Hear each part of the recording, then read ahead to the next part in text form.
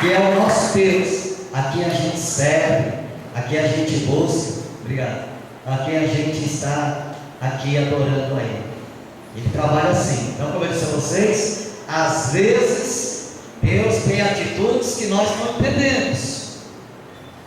Deus nem sempre trabalha no homem, naquelas coisas que que a gente está ciente de que pode acontecer.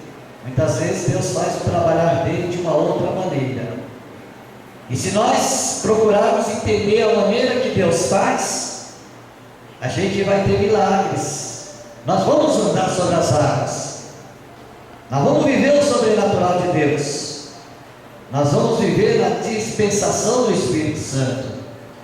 E aí a gente vai ver milagre, porque a coisa mais gostosa que tem é a gente ver milagre. Mas não é ver milagre na vida das pessoas, é ver milagre na nossa vida, porque a gente fala assim, realmente Deus está na minha vida, porque Deus fez isso. E aí eu quero chamar a sua atenção aqui primeiro para esse texto, para explicar para você que às vezes Deus age dessa maneira. Ele fecha a porta para operar milagres sobrenaturais sobre nós. Aqui nesse texto fala desse homem Jairo. Aqui diz aqui a palavra que quando Jesus chegou ali naquele local, naquela cidade, uma grande multidão o apertava, porque aquela multidão queria receber alguma coisa de Jesus. Jesus andou curando, libertando, fazendo o cego ver, o mudo falar, o coxo andar, ressuscitando mortos. Então aquela fama de Jesus foi muito grande. E quando falaram que Jesus estava ali chegando ali naquela cidade onde Jairo morava, uma grande multidão o esperava, e Jairo também estava naquela grande multidão. Mas quem era Jairo? Aqui nós vemos aqui que Jairo, ele era o príncipe da sinagoga. Eu vou explicar para vocês, tem algumas pessoas aqui que não sabem. O príncipe da sinagoga era um homem muito importante na religião judaica. O príncipe da sinagoga, ele além de ser conselheiro, ele também mandava no sacerdote.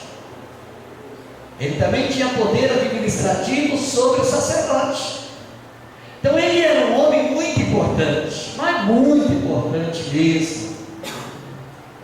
Era um homem muito conhecido ali, porque então os judeus, eles eram todos praticantes da religião judaica.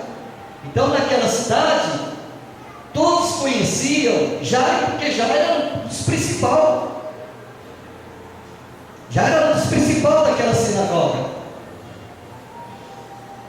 E aí conta a história aqui desse homem tão importante, tão poderoso politicamente, tão poderoso socialmente e até espiritualmente, porque ele também dava conselho para as pessoas que estavam em situações difíceis.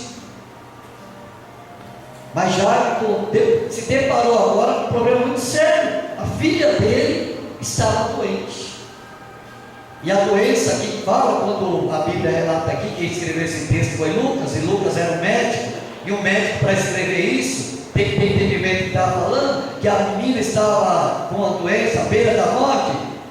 Como Jairo era um homem muito importante, a Bíblia não diz, mas provavelmente ele foi em muitos médicos, e nenhum médico conseguiu curar a sua filha. E Jairo ouviu falar que Jesus estava chegando ali. Ele era o príncipe da sinagoga. E os príncipes, juntamente com os sacerdotes, eles tinham medo de falar de Jesus.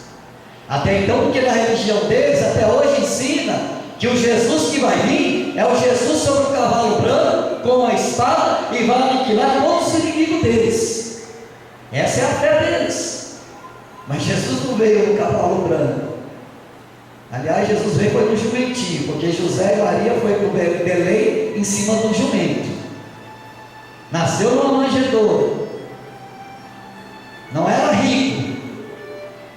É interessante nós olharmos para isso. Jesus, o nascimento de Jesus foi numa manjedoura. Quando Jesus precisou de um jumento, pediu emprestado. Quando precisou de uma casa para dar ceia, pediu emprestado.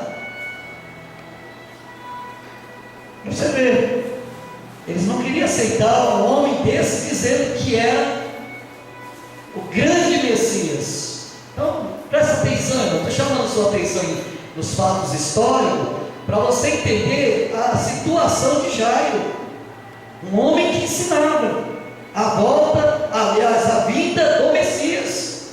E quando, com certeza, muitas pessoas, quando chegou lá na igreja e perguntou para Jairo, para o sacerdote, e esse Jesus Nazareno aí que está falando que é o Filho de Deus, que é o Messias? Jairo, por ser um homem que estudava a Bíblia, isso aí, rapaz, isso aí é meio difícil, hein?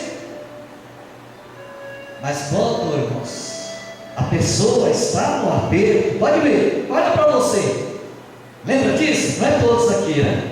Não é todos até então, porque tem uma boa parte dessa igreja, estava até conversando com os jovens hoje, vocês são felizados, vocês são abençoados, porque vocês vieram para a igreja, seus pais trouxeram vocês, e seus pais foram embora, e vocês continuam, porque vocês amam a Deus e têm estrutura para isso. Aí, irmãos, a pessoa quando precisa de Deus, ela fala da religião, ela fala que não querem saber, mas na hora que o negócio aperta, o caldo entorna, como diz, aí ela corre para Deus. Pode ver você, tem vários irmãos aqui que chegou aqui nessa situação.